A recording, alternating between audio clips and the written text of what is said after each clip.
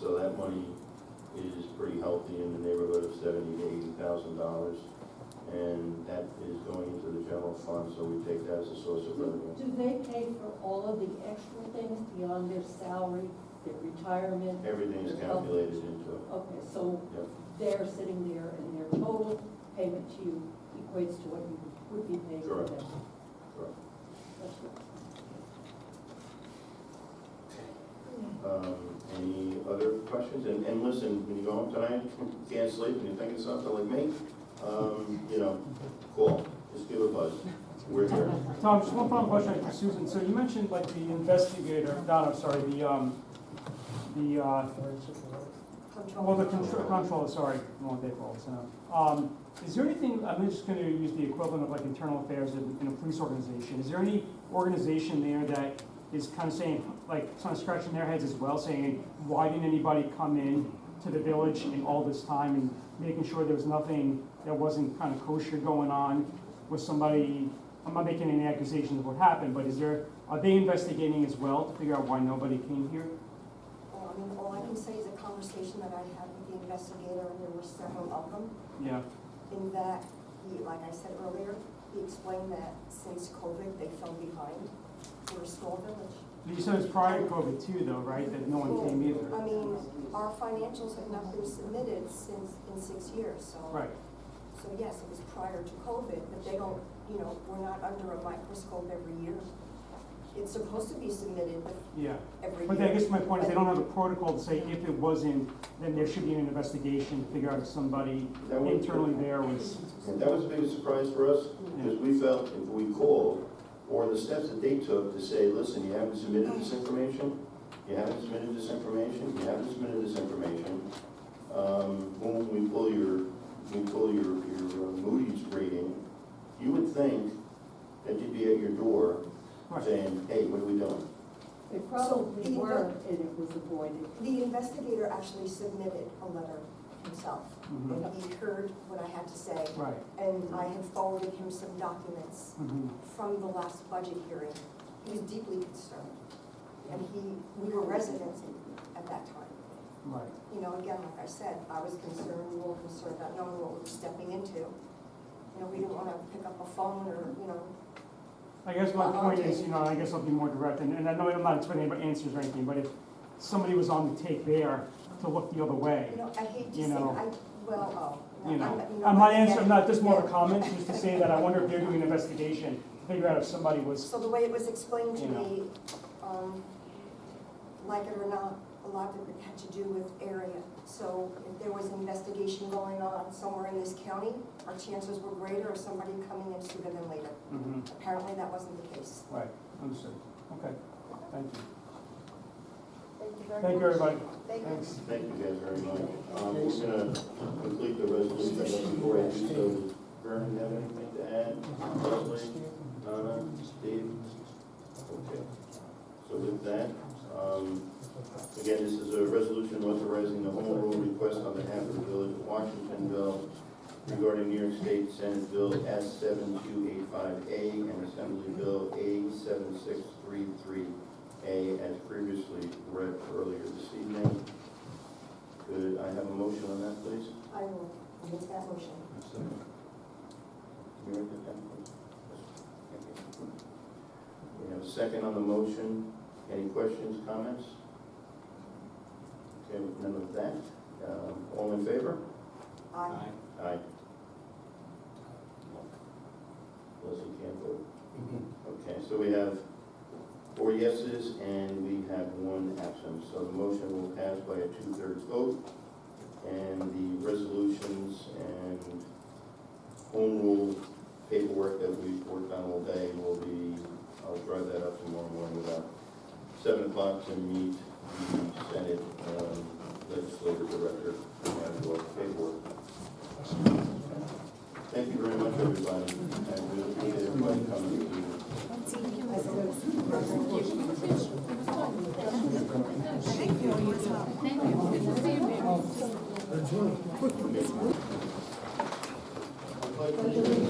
United States of America, and to the republic for which it stands, one nation, under God, indivisible, with liberty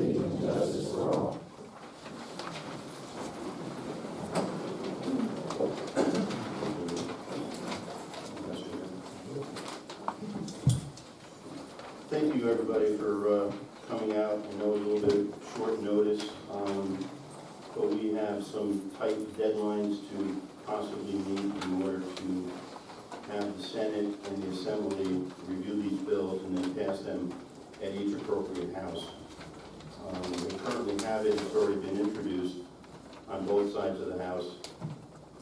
They're going through it now, asking, some questions and things about the general language and so forth. So, everybody has a copy, or at least the Senate. If we need more copies, let me know, we'll make some more. Are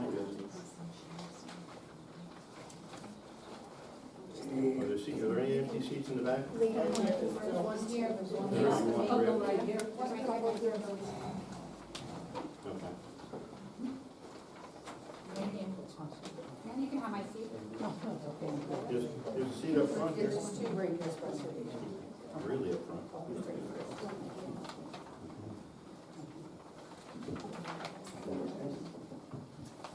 So there's really only one item on the agenda today, and it's the resolution. What I think we'll do is we'll read the resolution, and then we'll take a pause. And I'm sure there's questions out there. So what I'd like to do is, first introduction is Vern, he's our new trustee. Donna, obviously trustee, and Steve, new trustee, waiting for sign. What else? Oh. Sitting to my left is Leslie, she's our treasurer, and Susan could not make it this evening with a conflict. So Leslie will be doing an overview of the snapshot of kind of where we've been over the last 60 days that we have been in office, and kind of give you some details on that. And obviously there'll be more to come as we continue down the road and put more months behind us as to what we're finding either in the budgets or different projects, different capital expenditures, things like that, that we're still getting our hands on as the months go on. So with that, I'll read this, and then we'll take a pause. I'll let Leslie again give her piece, and then we can have questions and answers until you guys are satisfied. Okay, so the resolution of meeting for the village board, Village of Washingtonville, was conveyed on May 31st, 2023 at 6 p.m. The following resolution was duly offered and seconded to it. Resolution 2023, May 31.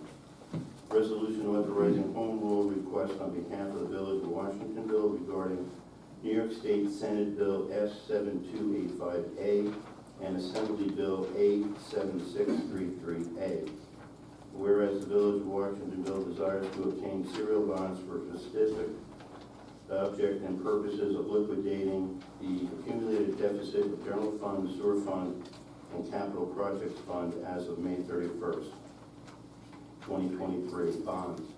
And whereas in order to facilitate the issuance of such bonds, the village must approve and submit a home rule request to the New York State Senate and Assembly. And whereas the bill to facilitate such issuance of the serial bonds has been introduced in New York State Bill number S7285A and in the New York State Assembly Bill number A7633A. Entitled An Act in Relation to Enacting the Village of Washingtonville Deficit Financing Act. And whereas the village board desires to express its support of said bills to accomplish village objectives and to approve this home rule request.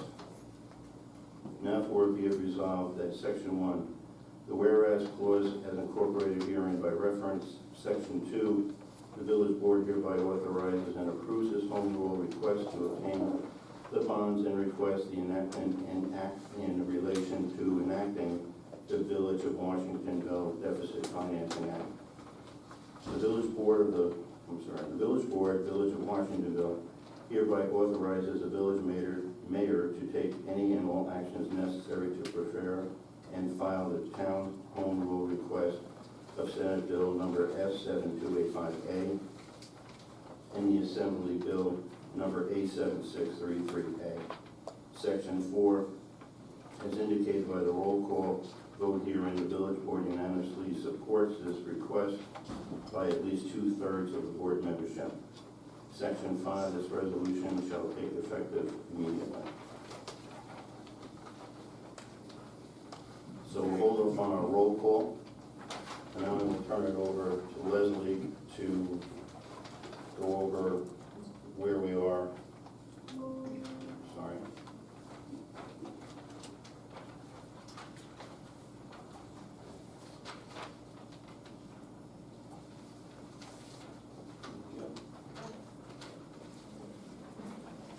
Okay, so this slide just summarizes for the 23-24 budget, what we've noticed the past 2 months of things that have been going on.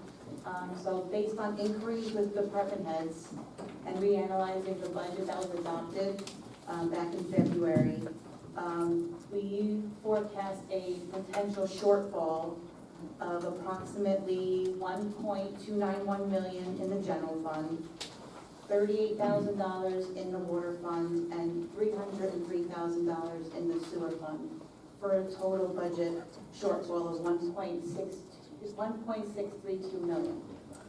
This is due to underestimating expenditures and as well as overestimating revenues, sorry. Some additional items that should have been budgeted for in 23-24 that were not, that came up in department head discussions were approximately $243,000. Those include the purchase of a new police vehicle, a dump truck, and a generator for the sewer plant. Also, approximately $1.615 million of checks were processed the last 2 weeks in March were related to the prior budget for 22-23, and another $50,000 were paid in April and May that were related to prior budgets as well. We have inquired with our attorney on other alternative sources of financing besides doing this deficit financing. And since the village is behind on having their external audits done and the proper submissions to the controller's office, this is really our only option at this time. Based on the information above, we are working with New York State, as the mayor mentioned, to request deficit financing for an amount not to exceed $4.5 million. The village will only borrow what we project is needed. So the 4.5 is the cap. So as we continue to go through all the prior years, this number, could be potentially lower. But that's the cap, the 4.5 million. Do you have a hard copy of this? Can we go full screen on the screen, please? Yeah, do you have a hard copy so we can at least look at it? I'll print that up for you. I'll get your copy.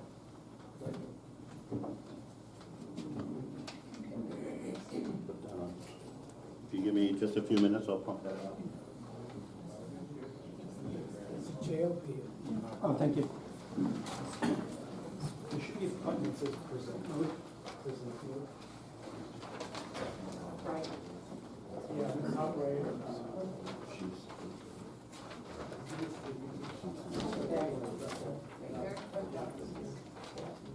Oh, that's fine, so, Above it, bottom right, all the way to the top. Keep it on over. One more. Selection. there you go, that's fine. Yeah, we got it. Teamwork. We'll take the chair.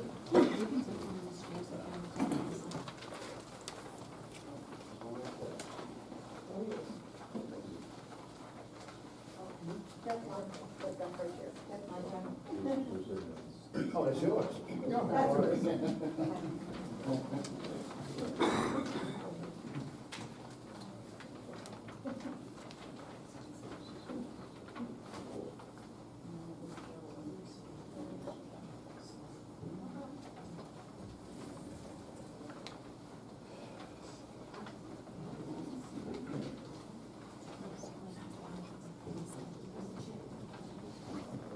Should I?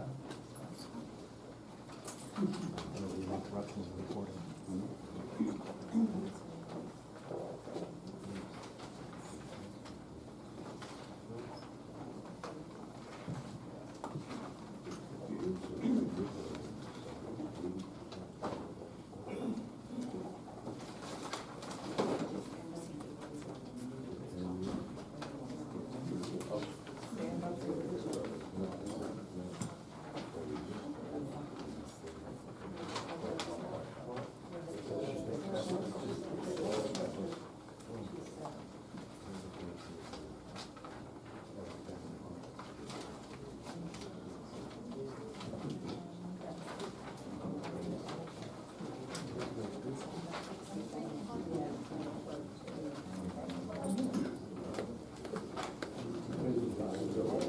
copy. We're making copies, and I will post this as well. And if you're not already joined or following our official Facebook page, do that. Village of Washingtonville, 10992.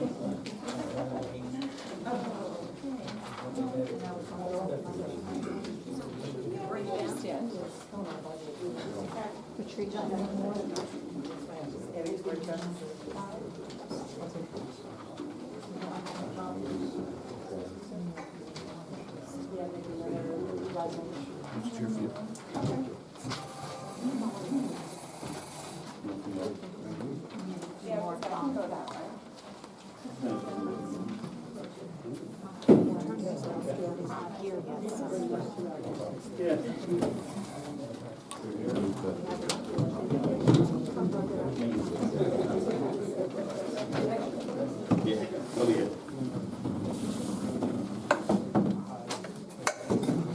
Frank?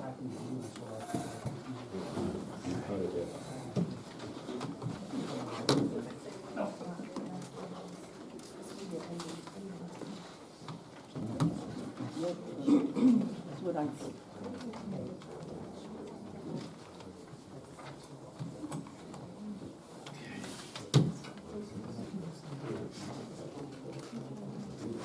Also, we will be posting this online on Facebook and our webpage.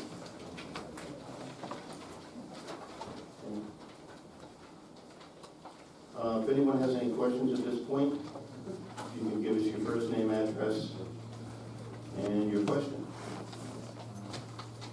Jason Kramer, 98 Capitol Drive. Was there any investigation on your part to see if any collection agencies were involved in the last 2 to 3 years to collect this money from the village? I'm not aware of any collection agencies, but there were enough attorneys calling and internal collection agencies, I would say, Okay. working for the company, the collection department. And when that happens, does that get reported up to the county or state if a collections type attorney is getting involved trying to collect money from a municipality? I'm not really sure about Okay, that. I was just curious. Okay, all right. Yeah. I mean, the largest thing that hurt us too back in 2020 is that Moody's removed our rating. So, in a sense, we couldn't borrow anything. I mean, when we went to the bank to get a credit card, because we needed to do a software upgrade, needed a credit card, but I got turned down. Because we haven't filed any financials. And without the financial being there, they can't prove that we make $1 or $1 million. Mhm. Roger, I'm sorry, Rich. Senator Capital Side. You mentioned during your presentation that the external audit hadn't been done. When was the last one? The last one filed is for 2018, 2019. So fiscal year end February of 2019 was the last audit done. How come? What happened? What happened? We're all new here, so I can't answer on what happened in the past. I mean, they're currently doing 2019, fiscal year end 2020. That's currently in the works, almost done. And then we'll just keep continuing, year by year. I don't have an answer why it wasn't done in the past. Is there, as a municipality, is there a law that says that it has to be done within a certain period of time? They're Yeah. supposed to, they're supposed to So- submit a state report, 60 days after fiscal year end, annually every year. What was your Moody's rating? What the letters were, I'm not really sure. Only that because of the lack of documentation, the other side of the coin is there's a report, AUD, that stands for?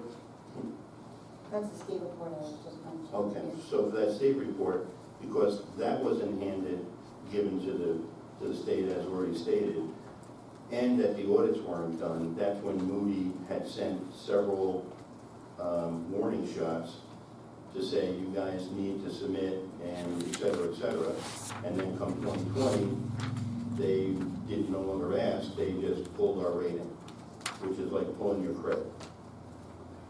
Right? Yes, sir. Richard Hockman. Was any of all the board members privy to these financials? The previous board? The formal ones? Or was Um, it all by one person, and that was in charge? The only ones that saw any of these reports? Or didn't? From information that I saw in the office, it was managed by the mayor, and to what extent the other trustees had knowledge of, I don't know. Henry? My name's Henry Conti, 87 Capitol Drive. Tom, in regards to proposed financing, what kind of rates are we talking about? Bond terms? And my second question is, would it be more advantageous to go with a ban with short-term financing? Once everything's approved, obviously we get a lower. Correct, and that is, we had conversations today about that, and it would be bans to start. And as we're trying to do right now, one of the most important things we're working on at the moment, because there've been so many 22 and some 2021 invoices that have clouded everything, we are now able to be in 60 days. We're now separating everything out to try to really figure out what our true monthly expenses are. And when by doing that, we'll be able to forecast, how far out we go in the year, and if bans are required, and that, talking to Mooney and the rest, that would be the appropriate step. And then convert them long-term as that is needed. Thank you. What do you think? A couple questions. Can I get your Oh, name? sorry, Nancy Donaldson for Emerson Drive. The adopted budget, was that the budget that was adopted before you got into office? Yes, the fiscal year is February 28th, March 1. So, yes, the budget was already adopted when we got into office. Okay, so can you change the budget? No. Okay, my other question was, the 1.615 million of checks processed in the last 2 weeks in March, Yep. are we related to the previous budget? So where is that money then?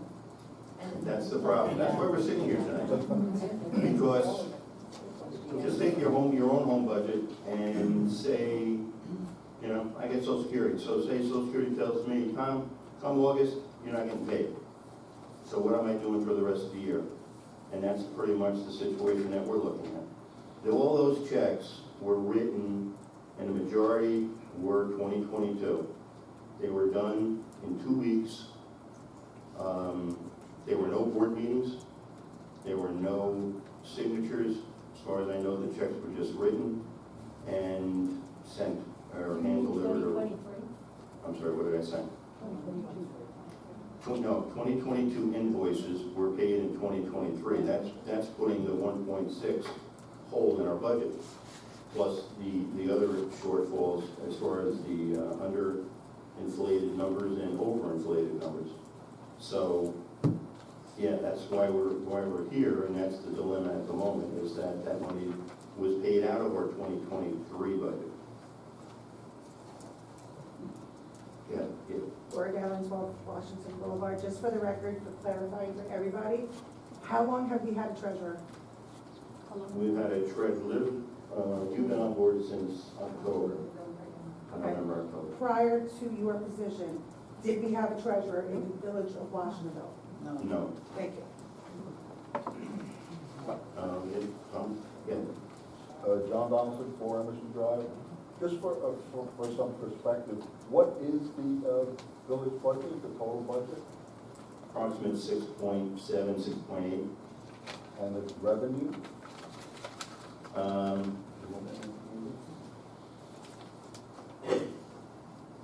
Just the total revenue or just the tax itself? Taxes, The tax levy Tax was levy. 3.8 million. Well, we get other sources of revenue. Yeah, there's other revenues coming, like sales tax, New York, sales tax. So this amount is like a third of a budget? 1.6 million? Correct. Million? Yeah. Let me get somebody else before. John? Yes, sir. William Jones, 8 Woodfield. You stated earlier you couldn't get a credit card because the financials weren't reported. Correct. Is your new administration, are you required to report, when you report these things to the town so the town knows what you guys are doing? How would we find out that you haven't reported? That we have or Haven't haven't. reported the financials that you guys were talking about earlier? And giving them to who? State. State, okay. So on an annual basis, we will be doing the reporting to the state and we will be doing our audit. My question was, are you required to notify the town when you do People, this? residents, town of Union Road, or?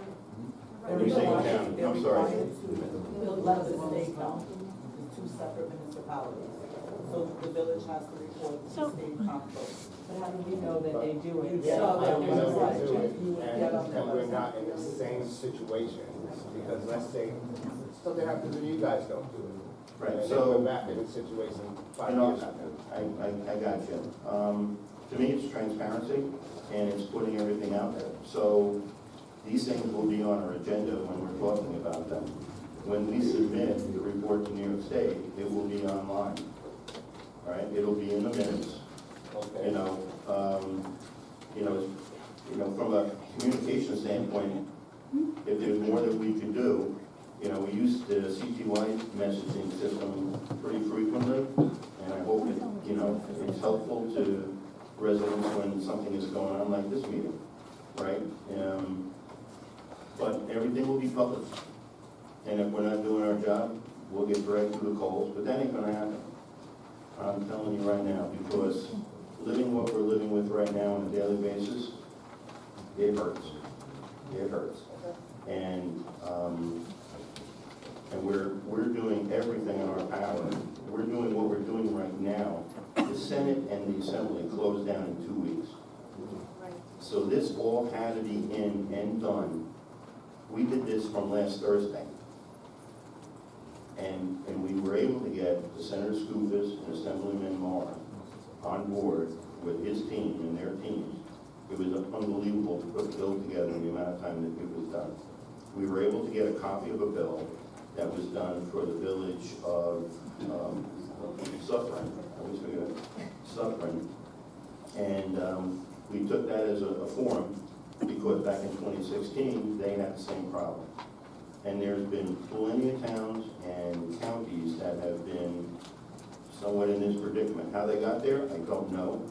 But Nassau County went through this, other counties went through this according to our financial attorney that will handle our bond processing, et cetera. Okay. Yes, thank you. How could you go 4 years without the comptroller coming down and checking why you did not submit these bills? That's a good question. The last audit we have from the, I want to say from the state was around 2011, 2012. The last audit you had? Yes, and normally they do them every 3 years, that's what they try to do. So let me just think if there's anything else on that thought process, but, yeah. And then 3 years went by, and now, we have the commitment from the controller's office. We've been on the phone with the deputy controller, Elliot, and he is 100% behind us, and they've committed for an audit, and we're just waiting for the date of that audit, and it'll be coming most likely out of the Newburgh office out of Stewart. Yes. Hi, Lori Brennan, 22 Jock Drive. First, I just want to say thank you for stopping the meeting before it got out of control. But also, so what are we looking at as the effect to us? Like, what's the bottom line here? Like, what are we looking at?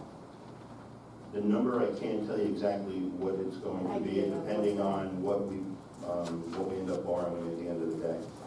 So, and we're gonna try to tighten our belts as much as we can. Like I said, there were trucks purchased, there were cars purchased, there was body cams purchased, there was money came in from FEMA, money came in from ARPA, which is the COVID federal program. That there was like a slush fund of money that was handed out, and we ended up with approximately $450,000. I can't find the money. It went into a general fund and went out So of who's general gonna fund. be held responsible? So it's that type of stuff that, you know, Bull Road FEMA project during the storm of 2021 Ida. We are dealing with now FEMA trying to close the project. I get a notice today that there's one thing that's still outstanding, and it happens to be our Woodfield lift station. It needed, because things were rerouted when the bridge went out, they increased the volume coming through there, so they're gonna put in larger pumps. So I get an invoice today for $59,000. They talk about money like it's water, and every time I turn around, it's 100,000, it's 100,000, and we've gotta, I don't know how we stop that bleeding to a degree. We're paying our bills twice a month. We do our warrants, we do our procedures, and everything is, you know, going out the way, right now, the way it should be. But if But we it's follow still, that formula, you know, whatever, a million, what's the worst case scenario? What are we looking at as the effect to us? well, there'll be obviously a tax increase because we're borrowing the money. What percentage are you thinking? Well, if you took a look at the market today, I'd say 4 or 5%. General, and that would be potentially up today. And that was the information I got from our bond And guy. this doesn't apply to the tax cap? And this, no, Something different. no, our tax cap's gonna get blown. Right. Because it's impossible for us to maintain a 2% cap when taxes haven't been raised in 6 years. So even if you said, and when I was mayor previously, I raised them 5%. We never borrowed any money. We had enough money in the bank and fund balances and being able to put money away that we did roads. I didn't borrow any money for roads.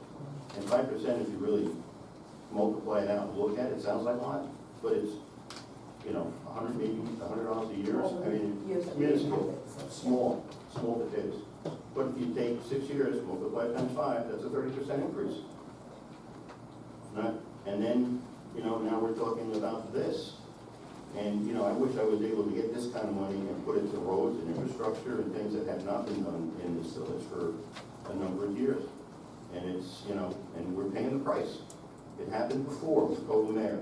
You gotta raise taxes. If you don't, it's a kick you in the butt later. And here's the kick. Who didn't I answer? I'm sorry.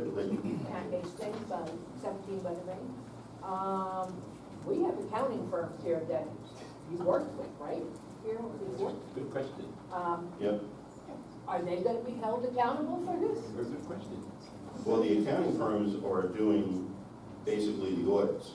There was a new firm introduced that's doing our audit now for 19 and 2020. They're gonna be done with that audit probably the end of this month. All right. Now, it's not their fault that they weren't called up to come in and do our annual audits. That's our fault, Okay. and not us.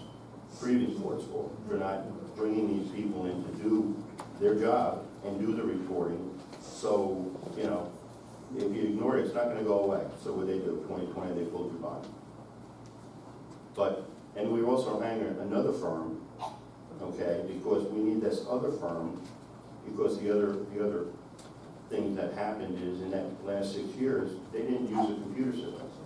The computer system that was there was abandoned, and that's the best word I can use. They did not use any financial So records. nothing's been. So the issues that we're dealing with, and Leslie is dealing with on a daily basis, is trying to recreate and find where things are. I can take you to my office right now and show you a box. It'll blow your socks off. Okay. Okay? So we're using this other firm actually, okay, we have two firms, one that's doing the audit, and we have another firm who's gonna come in and get all the paperwork together so that the next team can do the audits. And then around that, we hope to have the controller's office come in and do a risk analysis and figure out what they want to do. Because we're asking for a forensic audit at the end of the day. Okay. I was gonna ask that. We have a computer system now. Who asked that question? I'm sorry.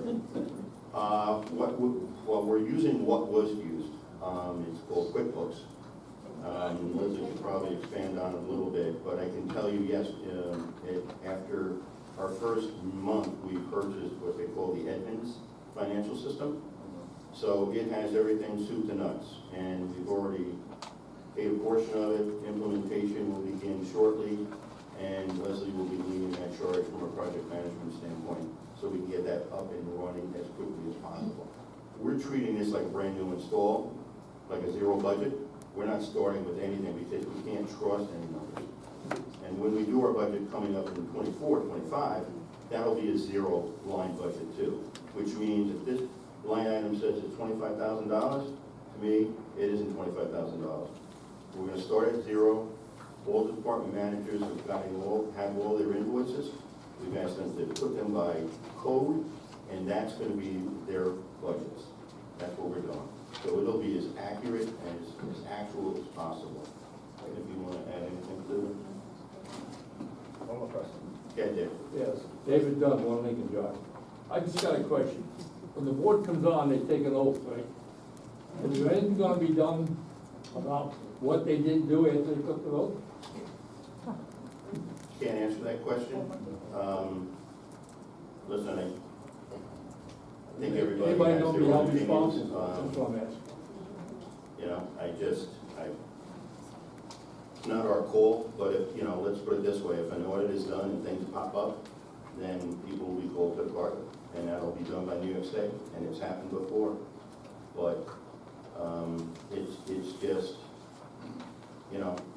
when we came to these meetings a year before, right, we were coming to meetings for different reasons, and then it spun into budget stuff that we saw and felt, but really never really got to the bottom of getting that, because it was never really explained or quantified.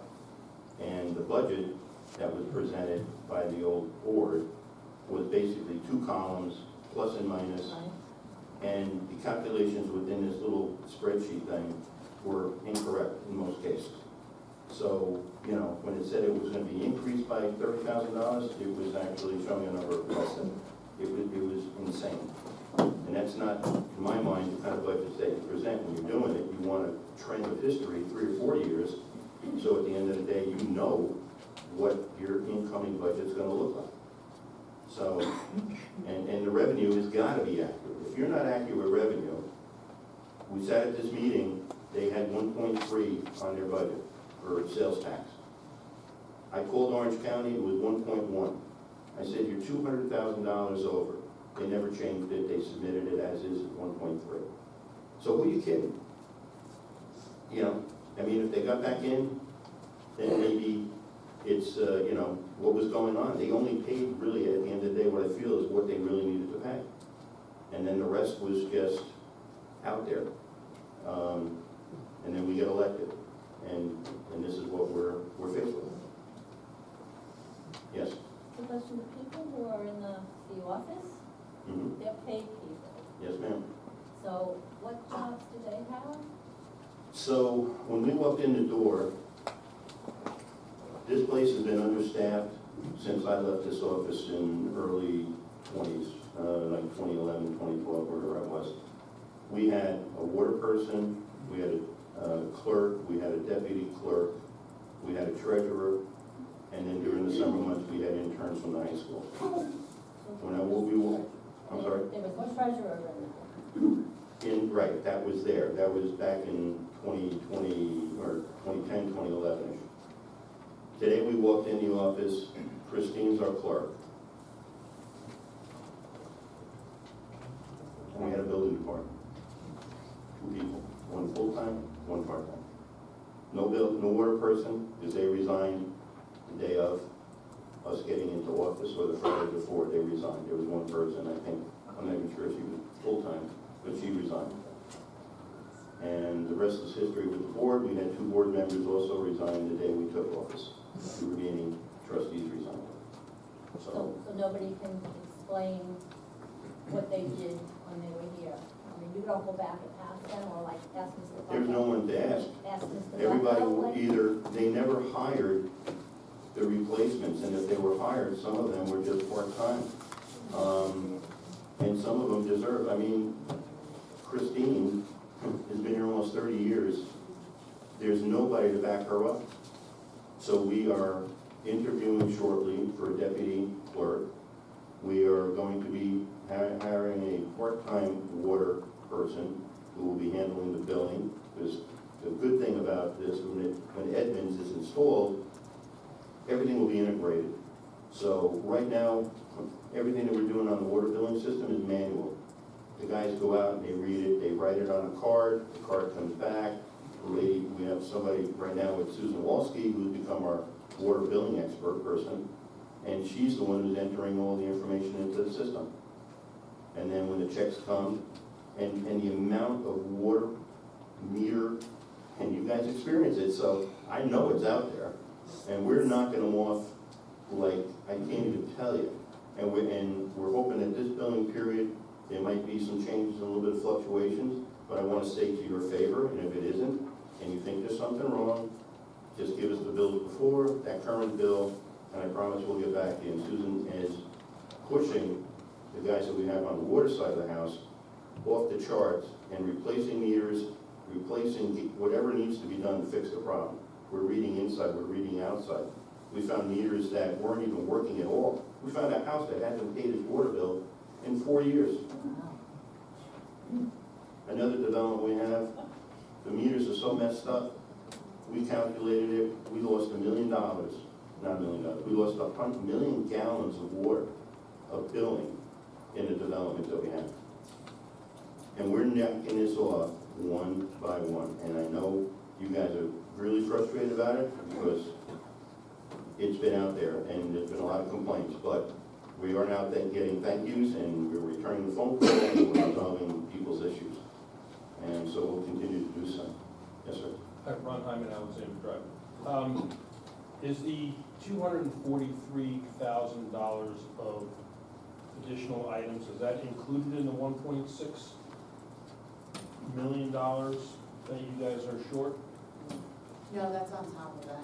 So then you're talking about $1.87 million, we'll call it 1.9 just for argument's sake. So that's still under $2 million, so why borrow more than double that?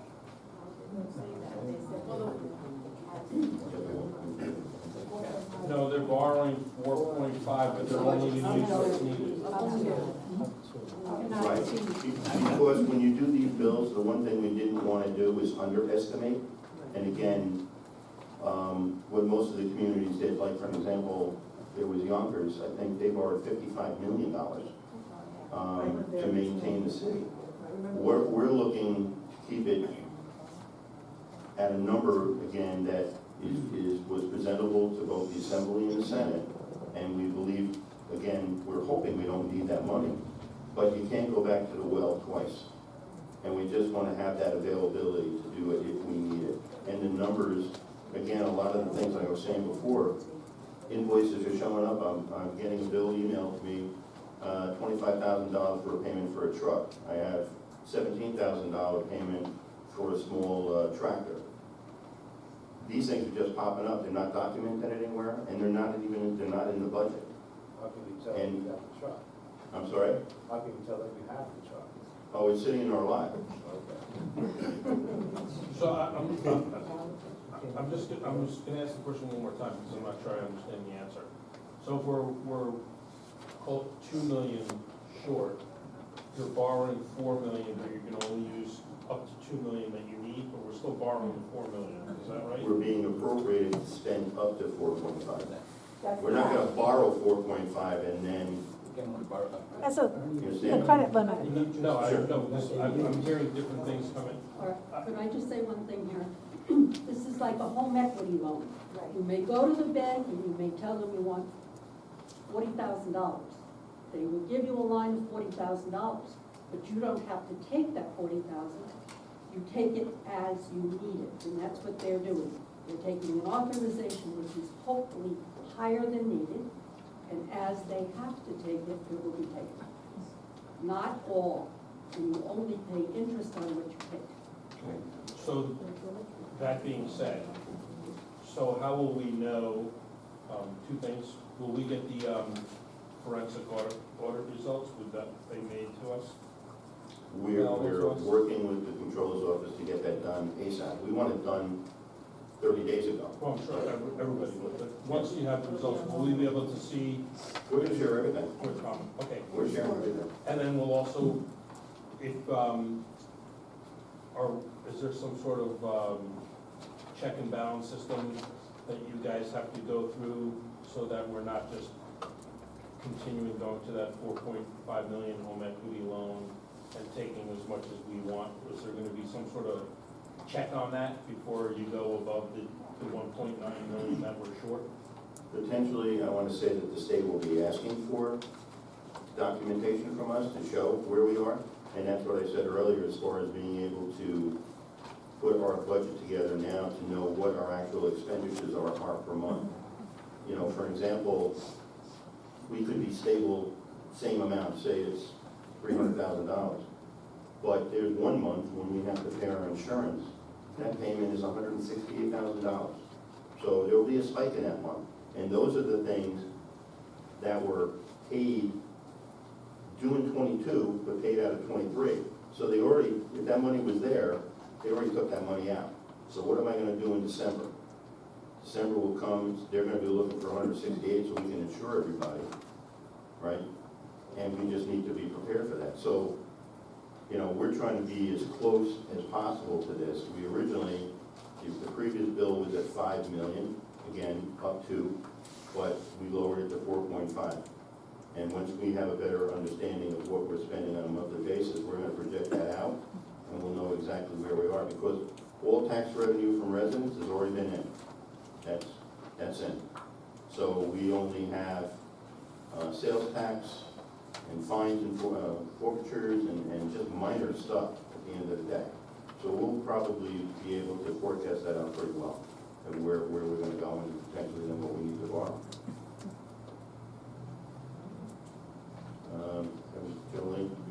Jolie Zara, 71 West Main Street.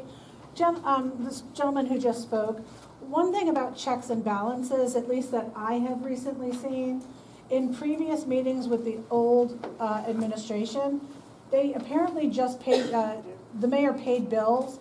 It's supposed to go through your board, and Tom has already, as mayor, started making motions to have bills paid. I remember seeing that in your last meeting. So that's part of checks and balances, is he has to go to his board, make a motion to pay something, and it's written on the agenda, if I'm correct. So we'll see what is being paid. And then he'll get somebody to second that, they'll approve it, and then it gets paid. So that's one sort of a check and balance for us to know that bills are being paid, that are supposed to be paid, as well as what the amounts are for things that we can always ask questions about in a meeting. When we're paying the bills, an invoice comes in, it goes to the department head, it's connected to a voucher. The voucher is written out, the department head signs off on it to say that, you know, that 50-gallon pail of chlorine came in. Once everything's attached, it comes into the hall, then it requires 3 signatures from the trustees. And then everybody, if they have questions on it, we have a bucket, we put it aside. If everybody is good with it, we sign it, and then it goes into another drawer, and that's where Leslie will pick it up twice a month to pay our bills. Can I go over there for a second? By all means, go ahead. Which Kramer? Which Kramer? No, duke it out. I don't know if you can answer this, but as to, you know, on the legality side, so there's all these expenditures where it wasn't documented, there's no receipts, over budget. Joe was the treasurer managing the money. I mean, is there a legal kind of presence, or is anybody bringing legality into it? I mean, and personally, the residents are in the dark. So I know you're calling these meetings, which I appreciate, and Jason and I, you know, try to come as much as possible. But I work around here. I do local stuff. People have no idea. I know. And I think as a village resident, you know, if you're, I don't want to accuse accusations or anything, but where the hell is the money? And if Joe Bucko's not here and he didn't pass the buck and sit with the board and the new board and everything, and he wiped his hands clean, he has to be held accountable for something and has to answer all those freaking questions of where the hell our money went. Correct. I don't disagree with that at all. I think, you know, again, we're living that pain every day. You know, as far as, you know, the forensic audit and these other audits will come out and show what really is going on. And listen, if there was any funny business, then they would deal with it, trust me. I've seen it in other communities. Would it be a state violation or local with the local district attorney? I'm sorry? Would it be a state thing or would it be the local district attorney? I don't know. I don't know that question. Let me get for Pat, I'll get you a second. Pat? Pat Mitchell, 10 York Place. So in underwriting municipalities, they always require an audited statement every year when they renew insurance. The board of directors plus the village. They ask for the list of people, what they're paid, where the money is. So the broker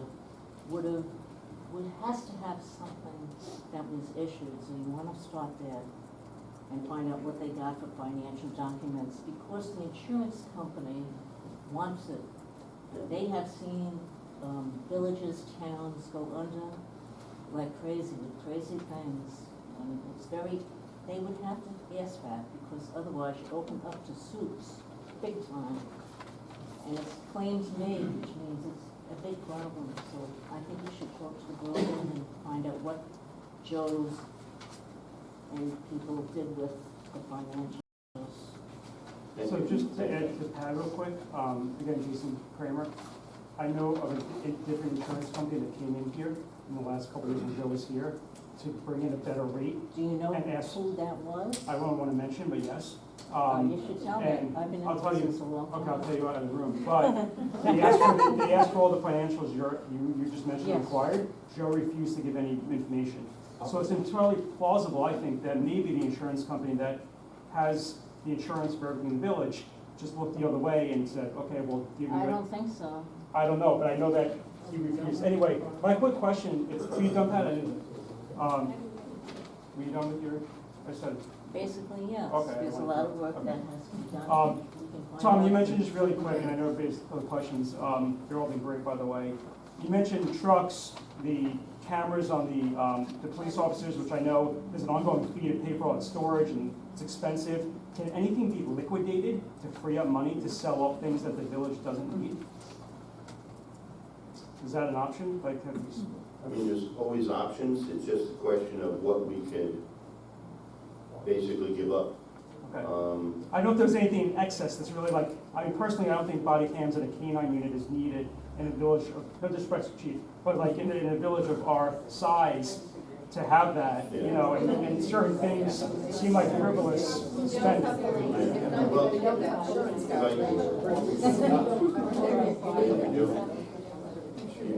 just a note on that, the body cam was obtained by a grant. So But the grant runs out after a certain amount of time, right? the bad news is, we received that money, and it's one of those, I don't know where that money is either. Right. Okay? So we're working, let me get this later, I'm sorry. Good evening, everyone. 17 McLaughlin, Janelle King. I'm new to the village. And Welcome. I have to say thank you for the calls and everything. But you have a lot of new residents who are unaware of what's going on. And I'm lucky to have neighbors that say, you know, we have a meeting and put your number in here. But you have a lot of new residents that don't know what's going on. And how are we gonna bridge that gap so that we can help you get back on track? Because what I'm hearing right now is somebody just said, I'm walking away with this money, there's no accountability, we can't hold them legally responsible, and yet you're gonna pay for it. That's the nutshell of it. How do we help you stay on track? And then how do we as the homeowners put pressure under someone to make them legally responsible for what they did to our village? This is I consider this home, I only been here 6 months. Yeah. This is my home now. How do we hold them accountable, legally accountable? Because if I walked away with that money, I'd be in jail.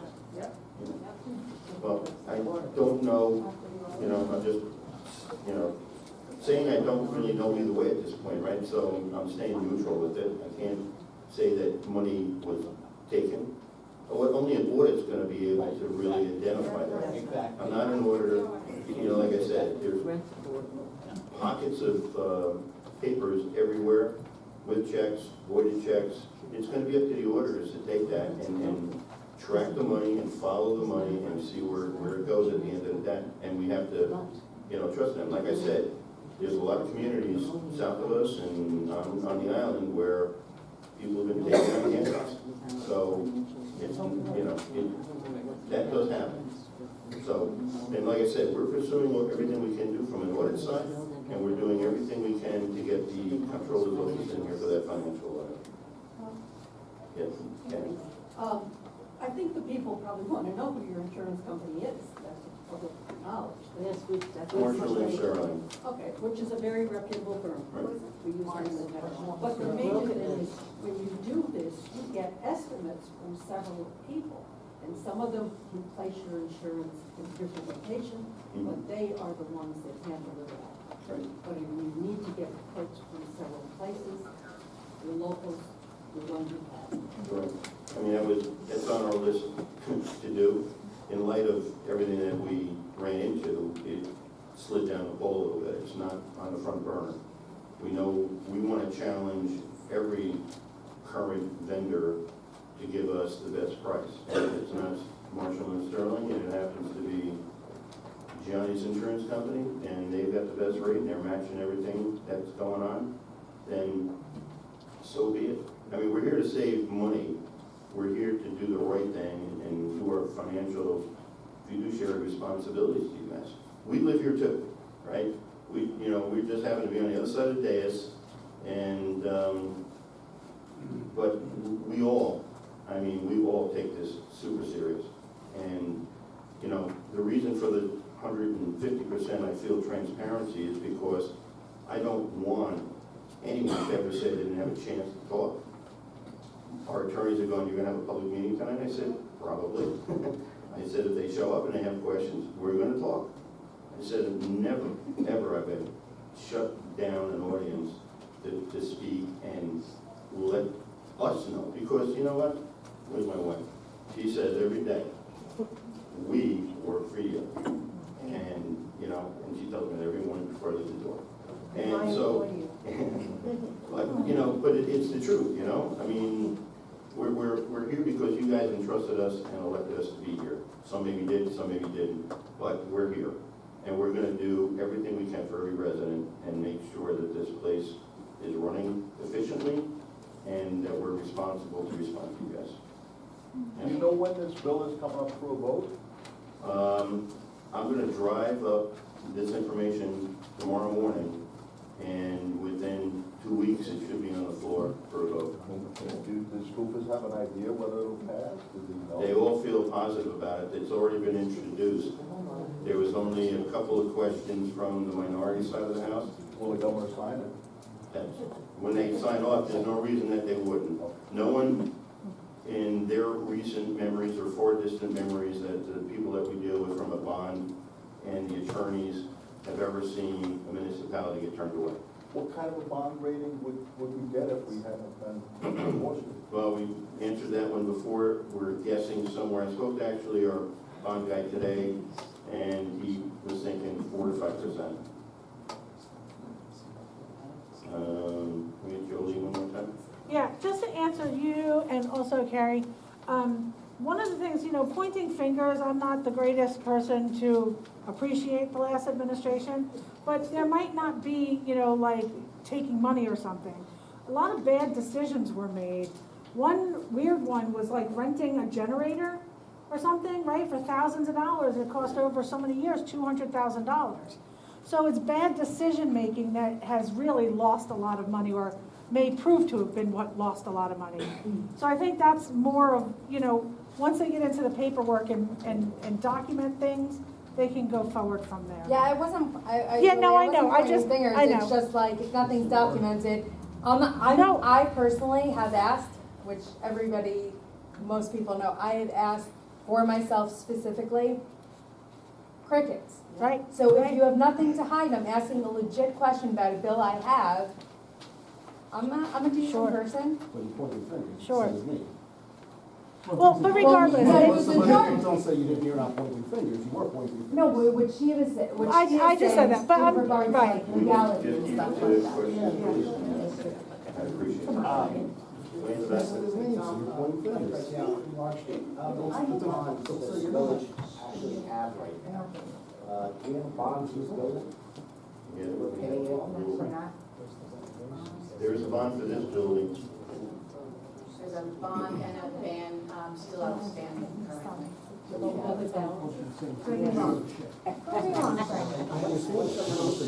Frank, enough, enough.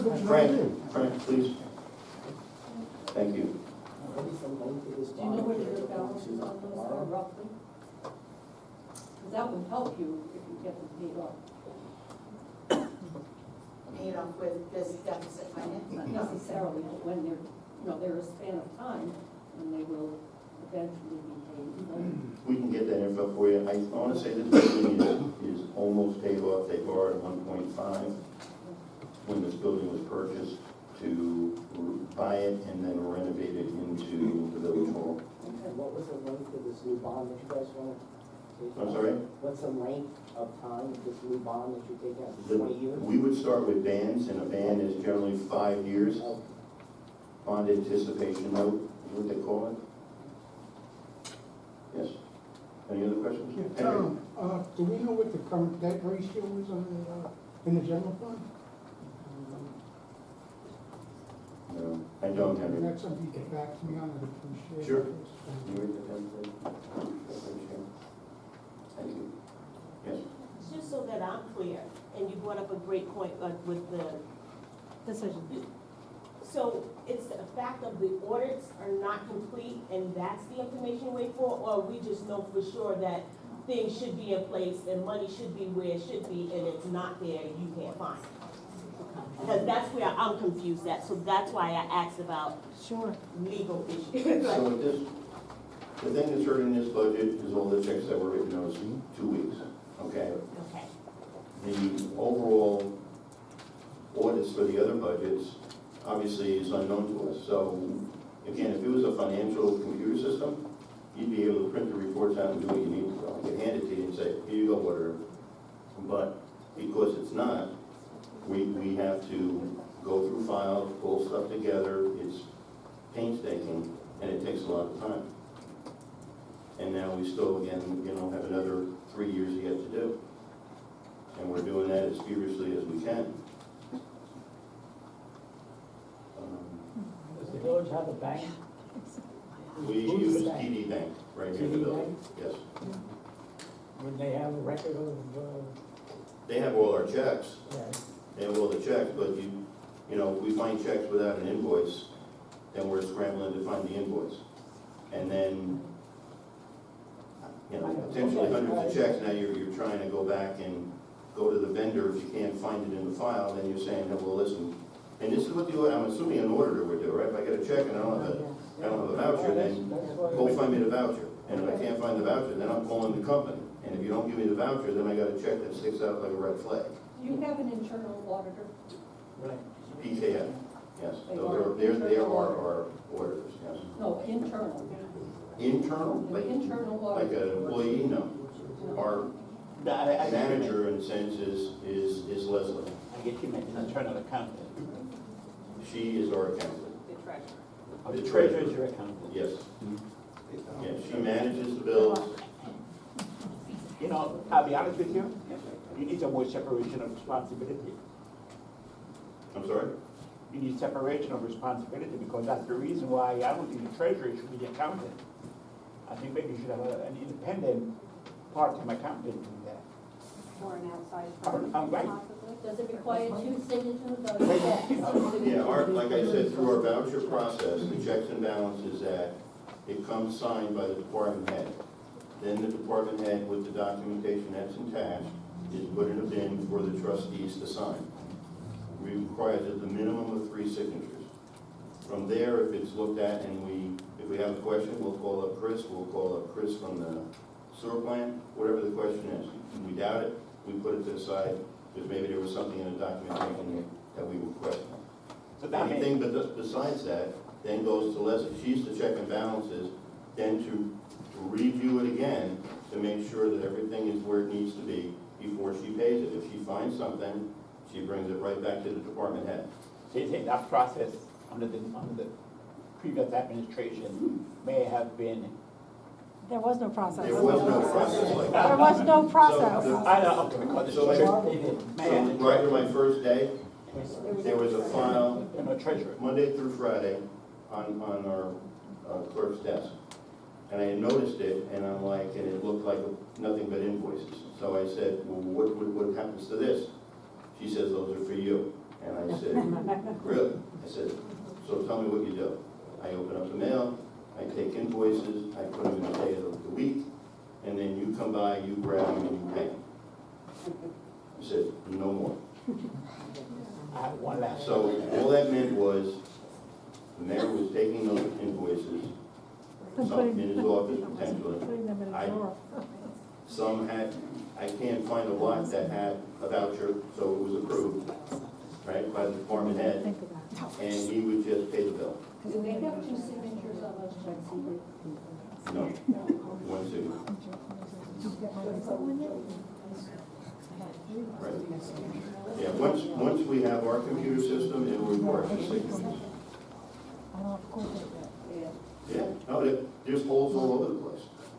And this is, again, where the auditing firms are gonna step up and make their recommendations. And I told them, I said, if you make this sweet, I'll throw you out the door. I said, I want the nastiest, God's honest truth report that you can give us. I don't want nicety nice, or it could have been this way, or it could have been that way, no. Is it possible, and this is very important, that the previous mayor just kept the taxes low? It was like his way of keeping his job. Yeah, maybe. I mean, isn't that the general reason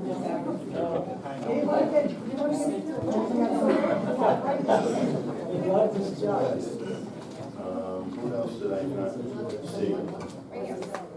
Oh, I'm sorry. Moses Azevedo, 35 Wolfwood Drive.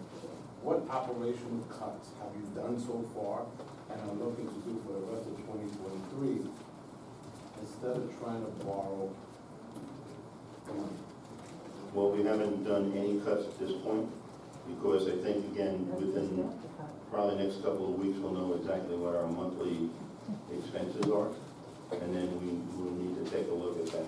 One of the things we'll probably look at will be overtime in a lot of cases. And then it's really a question, having these kinds of meetings to say, if we cut something, something's gonna have to give. And trust me, we have 10, 11 guys, we just lost one of our guys due to an injury. Come the summertime, we have more work than we know what to do with, and it's just a question of trying to get to it. And when we get, things from residents saying, my street has a pothole, we have a green area that's been filled in with dump and grass and things like that. Trees that were cut, or we have dead trees, we need to, they're not safe. It's just a question of how far would you go with something like that before you don't have the services. I mean, right now, we have a really good relationship with the town, and we're working hand in hand to get through projects faster so we can get to everything that we want to get to. Because we really want to get to everything that everybody sends our way. But at this point, we haven't reduced any staff. We have not. Yes? Cecilia Alstorf, 119 East Main. Are you guys going to have like let's say I know you're meeting with the auditors and all, but like maybe in 2 months or 3 months have another meeting like this to update us instead of having it on the website, like have this open? Yeah, I think, and you guys tell me, but I think these meetings are important, and the other thing, if we could spell it out where it's not confusing, we were talking to send a letter to every resident, because a lot of people aren't on social media, they don't look at web pages, they get the old mail and they want to open it up and read it. And this way, it doesn't get missed, in my mind. That's a good idea, Tom, I have 40 years of audit and budgeting experience, and what really drove me crazy with the last 4 days, the methodology used in budgeting. Individual departments didn't have their own budgets. I asked certain officials, what's your budget? And the official's response was, I have no idea. Are you gonna be able to take this adopted budget and allocate it properly to the departments in which the money should be funded? Well, we're in that constant process right now because we can't trust the line items in some cases to be accurate. The department heads had no input to this budget that was adopted. It was generated potentially by the mayor and potentially the trustees.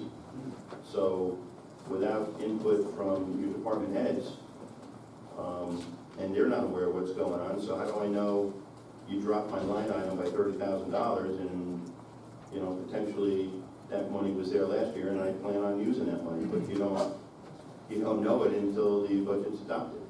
So, you know, that's the reason, you know, go back to the idea of going to a zero balance start, so that everything is gonna be real, live invoices, and they'll total them up, and you'll know what you're paying for salt, or anything else at the end of the day. I mean, I just got an invoice today from like 2022 September-ish to January for road salt for winter for $45,000. Is that the first bill you got? First one that I've seen. And then that's the problem. These little sneaks are, you know, blowing me out of the water. And every time I turn around, I'm afraid to, you know, I send it over to the department head. We write it up. We put it like I explained. And then, you know, we talk to Leslie and we kind of, you know, balance this week's checkbook and, or, you know, paycheck. And how are we going to get through this week? How do we do it? You need a 3-part item when you're doing an appropriation for somebody's buying something. One stays with the person. Yeah. One comes to you, one goes to the vendor. The issue is, it works the way it's set right now. The problem is, the money wasn't there to spend. And this is the understatement that we were talking about before. The appropriations of funds are how do I say it? I mean, they might be there in ink, but they're not in the bank. And that's the shortfall. Kevin? I have a few comments. One, I would like to thank you guys for all taking on everything that you have taken on.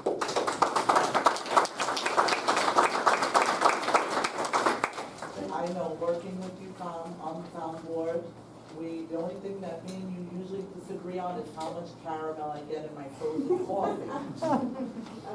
That being said, we do work for the residents. And I know that we're up against it now, looking to borrow up to 4.5. My biggest question, well, one of my biggest questions is, how and when will we find out what the fine line is between ignorance and criminality? Because our residents are now gonna hold the bag for the debacle, fictitious garbage that we have looked at for the past couple of years personally. Me and Tom were invited here to a budget meeting. Because we were part of the town, we were basically bullied. I presented that the budget wasn't filed, and I handed that to the past board and the mayor. Let that be clear, in April. Nothing was ever done. They never approached us for help. We were seen as an enemy. We are not enemies. We are neighbors. We need to work together for what's right for our community.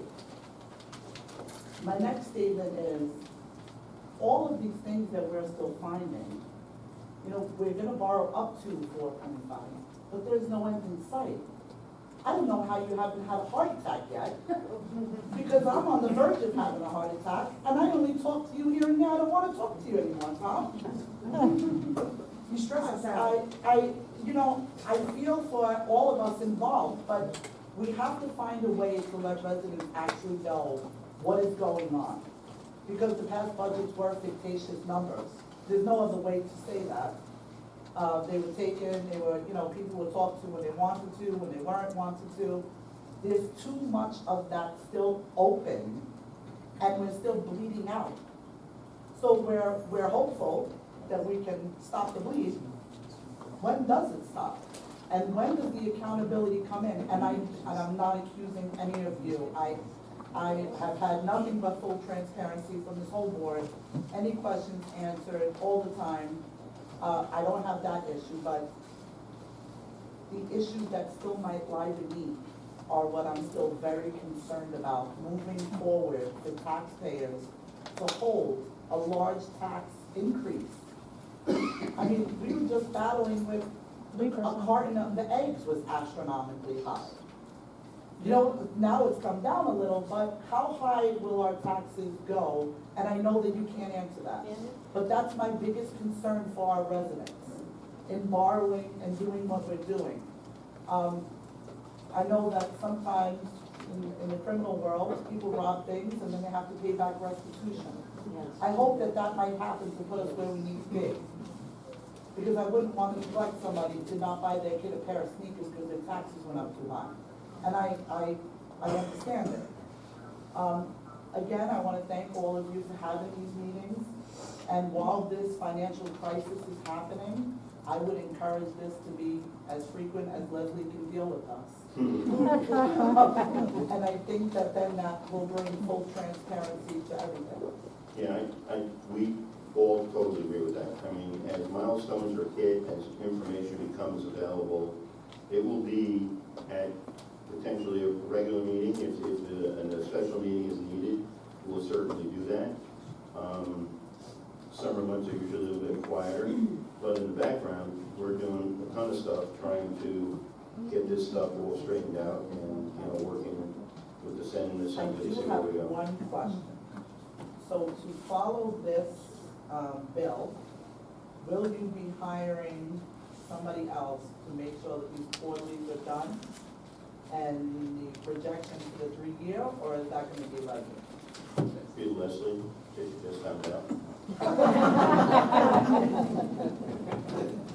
Yeah, I mean, Because it looks, the bill, the back of the bill and where all the requirements are, you're basically handing over your heart, your life yeah. to them, and we need to be prepared with a person that's ready to go to fulfill these requirements.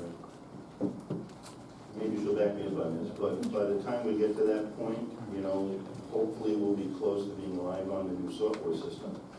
So when it comes to quarterly reports and forecasting and doing capital 3-year projections and things like that, we'll be able to hopefully do this a little bit easier than trying to have multiple spreadsheets and cutting and, hiding cells and doing this to try to get this information together so we can understand really where we are at the end of the day.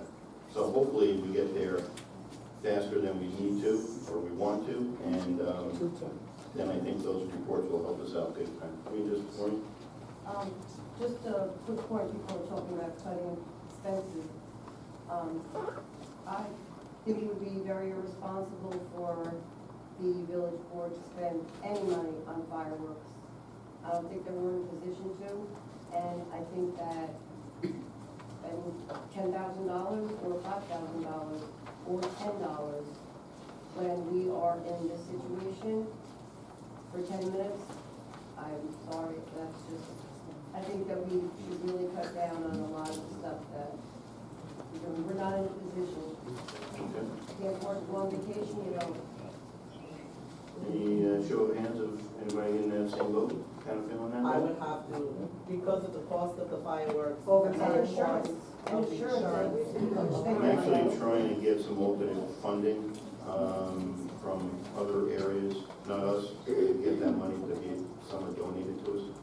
Because I know it's, the thing that we struggle with, right, it's a community thing. But, you struggle with a nice, beautiful community event and needing to pull that out. But under the circumstances, then, we're all in pain. It just seems, unless you get somebody to actually pay it off, but then maybe they can pay a bill instead. I would just say to add to that, I don't disagree, but if decisions can be made to cancel events that the community enjoys and is a way to kind of bring people together, then it has to be made public will hear more than just on Facebook why that event is being canceled and the specific reason, so no one faults you who isn't here tonight to think, you know, Joe did all these great things and held all these great events in the community, and now this new board doesn't care about the community. We would want to make sure that message gets, you know, communicated. Absolutely. Yeah. Well, let me make one more comment. Speaking about all the events for the Memorial Day Parade and for every other event that's happened several times a year, the village was renting tents, tables, chairs at a cost of over $10,000 for each event. Oh, well over $10,000. When we were doing the parade this year, we looked around to see what the cost would be to purchase. We purchased for less than, I think, around $3. We own them. We own the tent, we own the tables, we own the chairs. We don't have to spend $10,000 4 or 5 times a year to rent. So now we own and we got a good price. So those are things, and I'm not looking, I mean, I don't like fireworks. I don't.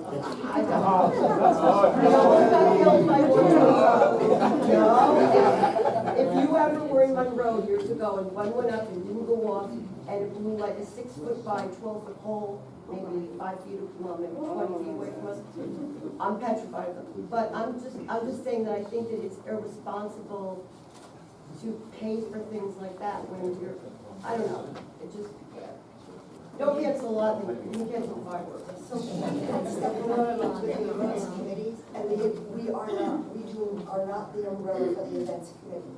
That was a big misconception in the past, and it's still current. So when there's an event, there are 7 main events that were held.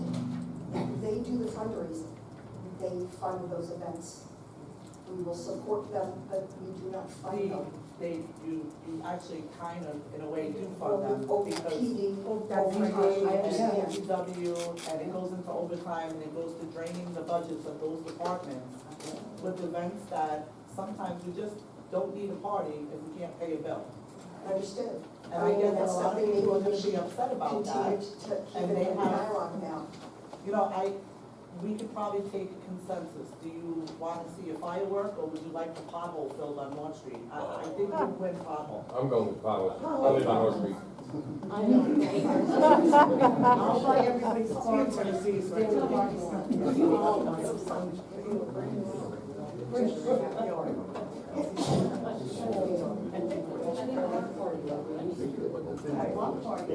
Everybody bring a dish, everybody bring, you can have community events.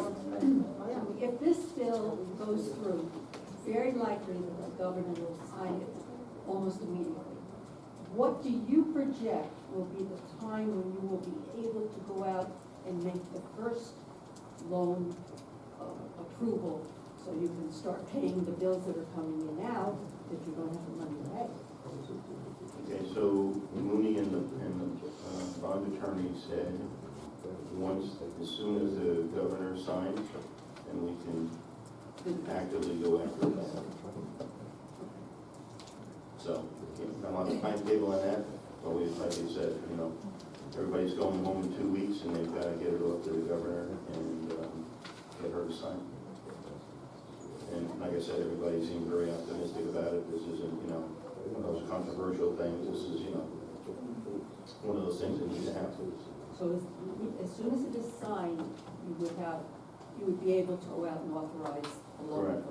I have our bond guy and our attorney are talking, we'll be talking to banks as of tomorrow. We're starting to have a conversation and potentially how much we might need right out of the box. But we first need to deliver what we're spending per month.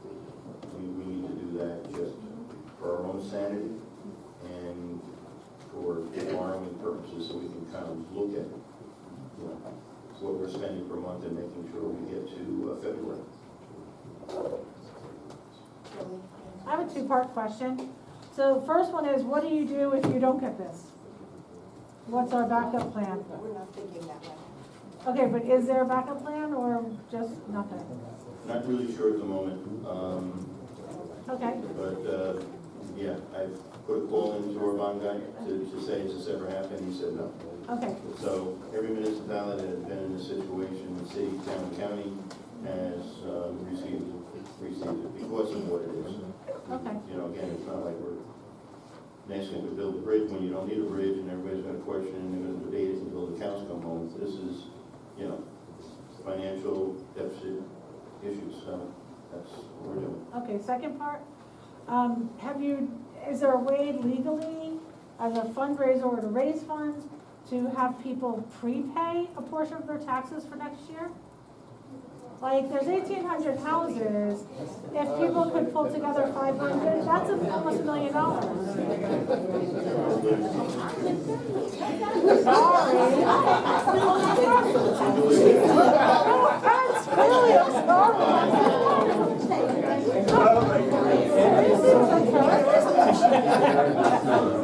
Is that a planned question to vacate? I don't know. Well, that lady in the picture had her hand up. She might have had her hand up. My question is, and I got here a little bit late, sorry, got about 15 minutes off. Where were the audits? I'm sorry? Where were the audits? Well, they weren't done, that's the problem. You know what I mean? How do you run that without audits?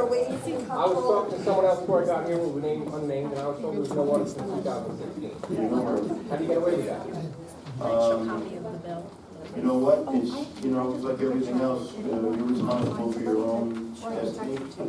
The way I look at it, they chose not to do it, for whatever reason, submit anything. Just, listen, if you don't, I know you missed this part, but there was no computer system. If there's no computer system and you're doing everything on paper, if you're not an accountant knowing how to keep that paper, and when it comes time for an audit, how do you deliver what you need to deliver? I don't see it. Remember we discussed that night? One against my vote was the one that put the damn pizza machine in the village hall, man, let me tell you. You're welcome. Check went out in 1995. Yes, oh yeah. We had I believe when you got into office, 16, 17, 17, it stopped. They didn't use it. They bought QuickBooks to print checks. There was no treasurer. There isn't anybody qualified in this office to be a bookkeeper / treasurer / whatever. And there was nobody here to know what to do. So it all fell on his shoulders and he took the ball. You know, and normally the state would step in every 3 to 5 years, but this goes back pre-COVID.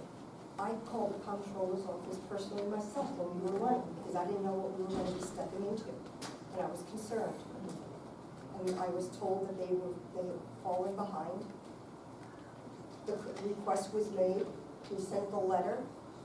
The day that we took office, that week, 2 days in, you know, I had already had these conversations with one of the investigators from the comptroller's office. They told me it's almost protocol. When there's a change of administration, you want somebody to come in right away. You know, plus any one of you that were here at the budget hearing knew there were going to be concerns. We didn't know how deep they were, but we knew that there were going to be some pretty big concerns. So we all felt it. We did our due diligence. We submitted the letter. We spoke with the investigators. 2 or 3 more follow-up letters and phone calls, and here we are. But they did finally come in, and they will step in, and we will get some answers. Anyone that knows me, I'm not going to speculate anything. And Kathy, she left. She had asked earlier the difference between ignorance and versus criminality. Ignorance becomes criminality. I'm not going to speculate and say anything was done intentionally, whether it was or wasn't. But when you are a mayor, you are a chief budget officer. You have that responsibility. They'll cut you some slack for maybe 6 months or so. But this was a 6-year administration. We're going to get answers. Eddie Lang, 9 Plymouth Rock Court. I commend everybody on the board for being on the board. You guys are all professionals, real estate, whatever you guys do as an occupation. Experience-wise, why does the town or village not hire a city manager or appoint a city manager that actually knows the ins and outs of all this that's happening right now? Why are we relying on like everybody's little expertise to do a little something here, a little something there? You know, we got the treasurer now. Yeah, that's a good question. I've thought about that over time. You know, the village clerk kind of fits into that category of umbrella over the employees that we have within the office space. She, huh? Right under the bus.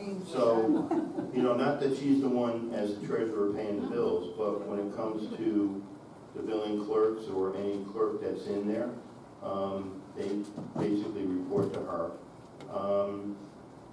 City managers could be $1.50. So, you know, that's not a cheap expense by any shape. But I've often thought of that because A lot of the towns are one moving thing, that way. well, cities go that way because they're that big and they need somebody because the mayor is doing something else, the council might be doing something else, and the manager is supposed to be the balance in between. A bunch of years ago in Newburgh, that guy got whacked over the head.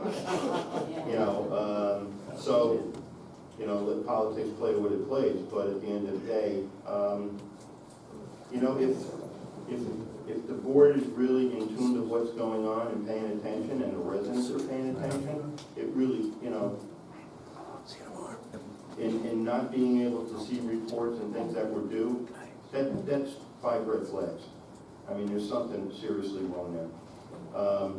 And, I don't know, you could go either way with a village manager, city manager, something like that. But it's, an employee, could be an appointment. We'd have to check into civil service on that and see what the details would be. But I thought about it when I was mayor last time, because I also agree with that there's some continuity, but the continuity for us is Christina's been here almost 30 years. And she, you know, Tomorrow. and anybody can leave tomorrow. And that's why we need an office staff, because we need a deputy to back her up, right? We need a billing person. We eventually will need somebody to back up the treasurer, as Roger was saying. But we have to take small steps because we know what kind of situation we're in. I can go out and hire people tomorrow and fill this place up, but we're trying to do the right thing and not take the doors off the car. Dave? Yeah, Dave Dunwich, and one thing, I'm sort of preaching to the choir here. One of the biggest problems is people in the village don't want to get involved. People here want to know what's going on. You talk to the guys down the street. Oh, I don't know, what's going on at the meetings, I don't care. Well, and that's the place is what's caused the problem, I think, a lot of the problems. You know, knowing that people, there's your normal crowd is sometimes here, right? And, you know, depending on the issue, other people will be here. What do I feel our responsibility is to communicate it the best way we can. And the vehicle that we use is YouTube, will be online tonight or tomorrow morning, and we have the website. You know, and we throw our phone number out there. I mean, my God, if someone has a question, please just call. Don't, you know, you hear something from a neighbor, don't, you know, go to another neighbor, and the telephone game is getting crazy. Just call. You want to know the truth, just call. My number's posted all over the place. I put on every CTY message. Just pick it up. Listen. I just also wanted to say too, just remind everyone that I don't think there's so much a problem with the system, I think there was a problem with people that were in charge and running it. You guys are transparent, you know, at a certain point when we weren't allowed to speak at meetings, that should have been a huge red flag. When we weren't getting answers, that should have been a huge red flag. So I don't necessarily think that maybe, you know, we need other people to run it, it's just, there was something wrong with that group. It was not, they weren't honest, they weren't transparent. So as long as just we have transparency, I think we could go back to trusting, hopefully. Yeah. I mean, that's a great point, and, you know, again, for these types of meetings, we'll have these special meetings, just so we can have these conversations. And again, they're taped, they'll be on YouTube, so we try to make it available. And as we have more information, again, we will send out letters to every resident and, you know, explaining it in plain, simple language, so you know where we are. Okay? How many weeks away is the village away from not making payroll? That, we're in the process of looking at those numbers right now, because again, we need to be able to analyze just 2023 financials for the month.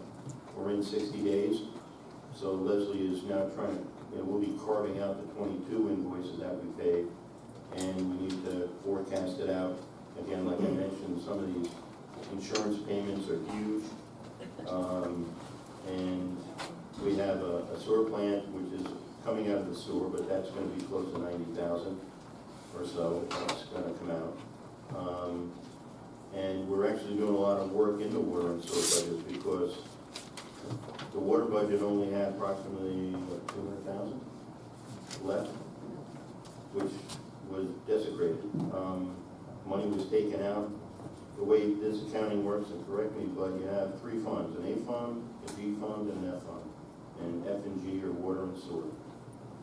If there's an emergency, or for some reason you need to borrow money and move it into the A fund to potentially purchase something, that money needs to be put back in a certain time frame. And those things were not happening. It was one-way traffic. Nothing was ever going back. By the interest and by the end of the fiscal year. Right. And so that hurt big time. So we're really tracking it. Susan, like I said, is now doing all the water and sewer billing, entering all the information, entering all the checks. And by doing so, now we have a report that we can print, that we're printing out. This is wasn't being done previously, but we're printing out a report and then comparing it to the numbers that Leslie is looking at within the budget. And then what we'll be able to do is transfer and split the money up. Because when we send you the bill, right, it's water and sewer plus the facilities fee. So the facilities fee is meant for capital projects, and what we want to do is use that to pay off the sewer plant, rather than dipping into another fund. The rest of the money that goes in there for sewer, we're gonna separate and keep that in sewer. From all the bills that come in, we take a line for sewer, everybody that paid, all that money's gonna go into sewer. And we do the same thing with the water. So the water fund will eventually start building itself up. And, you know, and we can keep that basically self-sustaining and running itself. But, you know, these capital projects that pop up, and we go to look at paying the sewer, or we go to look at paying for something on the water side, and there's not enough money to pay. And this is the reason, again, for looking at the deficit spending. But we're you know, looking again, water and sewer, we're building up those funds, because the facilities charge that was supposed to be for this thing was, there was nothing left in that line item. So they were taking that money, using it for something else. What? Don't know. Because the A fund is basically police, DPW, village hall.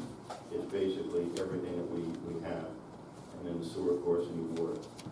But once that money is in there, that money's in there. Henry?